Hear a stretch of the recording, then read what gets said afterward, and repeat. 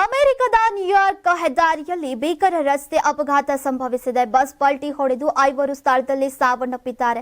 ಪ್ರವಾಸಿಗರು Niagara falls ವೀಕ್ಷಿಸಿ New York ನಗರಕ್ಕೆ ಹಿಂದಿರುಗುತ್ತಿದ್ದಾಗ ಈ ಘಟನೆ ನಡೆದಿದೆ. ಚಾಲಕನ ನಿಯಂತ್ರಣ ತಪ್ಪಿದ ಬಸ್ ಪಲ್ಟಿ ಹೊಡೆದಿದ್ದು ಈ ಬಸ್ನಲ್ಲಿ ಭಾರತೀಯರು ಇದ್ರು ಅನ್ನೋದು ಕೂಡ ತಿಳಿದು ಬಂದಿದೆ. ಮೃತಪಟ್ಟ ಪ್ರಯಾಣಿಕರನ್ನ ಭಾರತ, ಚೀನಾ ಹಾಗೂ ಫಿಲಿಪೈನ್ಸ್ ಮೂಲದವರು ಅಂತ ಗುರುತಿಸಲಾಗಿದೆ. ಮೃತರ ವಿವರ ಇನ್ನೂ ತಿಳಿದು ಬಂದಿಲ್ಲ. ಚಾಲಕನ ಗಮನ ಬೇರೆಡೆ ಹರಿದು ನಿಯಂತ್ರಣ ತಪ್ಪಿದ ಕಾರಣ ಬಸ್ ಪಲ್ಟಿಯಾಗಿದೆ ಅಂತ ಪ್ರಾಥಮಿಕ ತನಿಖೆಯಿಂದ ತಿಳಿದು ಬಂದಿದೆ. ಬಸ್ನಲ್ಲಿದ್ದ ಬಹುತೇಕ ಪ್ರಯಾಣಿಕರಿಗೆ ಚಿಕಿತ್ಸೆ ನೀಡಿ ಡಿಸ್ಚಾರ್ಜ್ ಮಾಡಲಾಗಿದೆ. ಬಸ್ನಲ್ಲಿ ಒಟ್ಟು 54 ಪ್ರಯಾಣಿಕರಿದ್ರು. ಮೃತಪಟ್ಟವರಲ್ಲಿ ಯಾವುದೇ ಮಕ್ಕಳಿಲ್ಲ ಅಂತ ಅಮೆರಿಕದ ಮಾಧ್ಯಮಗಳು ವರದಿ ಮಾಡಿವೆ. ಕೆನಡಾ ಗಡಿಯಲ್ಲಿರುವಂತಹ ನಯಾಗರಾ ಫಾಲ್ಸ್ಗೆ 1 ದಿನದ ಪ್ರವಾಸಕ್ಕೆ ಹೋಗಿದ್ರು. ಪ್ರವಾಸ ಮುಗಿಸಿ ವಾಪಸ್ ಆಗ್ತಿದ್ದಾಗ ಪೆಂಬ್ರೋಕ್ ಬಳಿಯ ಹೆದ್ದಾರಿಯಲ್ಲಿ ಈ ಅಪಘಾತ ಸಂಭವಿಸಿದೆ.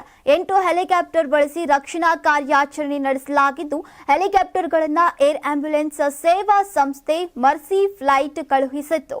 ಇನ್ನು ಚಾಲಕ ಜೀವಂತವಾಗಿದ್ದು ಆರೋಗ್ಯವಾಗಿದ್ದಾರೆ. ಬಸ್ ನಿಯಂತ್ರಣ ಕಳೆದುಕೊಳ್ಳೋಕೆ ಕಾರಣ ಏನು ಎಂಬುದರ ಬಗ್ಗೆ ಸ್ಪಷ್ಟ ಚಿತ್ರಣ ಸಿಕ್ಕಿದೆ.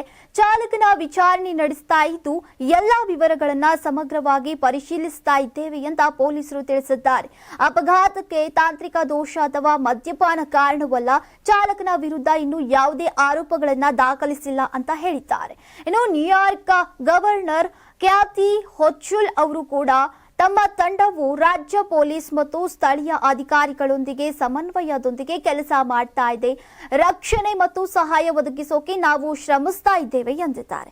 ಅಪಘಾತದ ಹಿನ್ನೆಲೆಯಲ್ಲಿ ರಕ್ತದಾನ ಮಾಡುವಂತೆ ಕನೆಕ್ಟ್ ಲೈಫ್ ಎಂಬ ರಕ್ತ ಮತ್ತು ಅಂಗಾಂಗ ದಾನಿಗಳ ಜಾಲ ಕೂಡ ಸಾರ್ವಜನಿಕರಲ್ಲಿ ಮನವಿ ಮಾಡಿದೆ. Karibasaveshwara agri India private limited ರವರ ನಂಬರ್ 1 ಸ್ಪ್ರಿಂಕ್ಲರ್ ಪೈಪ್. ನಾನು 86 ಕೆಜಿ ಇದ್ದವಳು 71 ಕೆಜಿ ಬಂದಿದ್ದೀನಿ. ವಯಸ್ಸಾದ್ಮೇಲೆ ಸ್ಮಾರ್ಟ್ ಆಗಿ ಕಾಣ್ತೀರಾ ಅಂದ್ರೆ ಜಿನ್ನಿ. 126 ಕೆಜಿ ವೇಟ್ ಇದ್ದು ನಾವು ಈಗ 114 ಕೆಜಿ ಲೆಕ್ಕ ಬಂದಿದ್ದೀವಿ. ಯಾವುದೇ ಸೈಡ್ ಎಫೆಕ್ಟ್ ಆಗಿಲ್ಲ.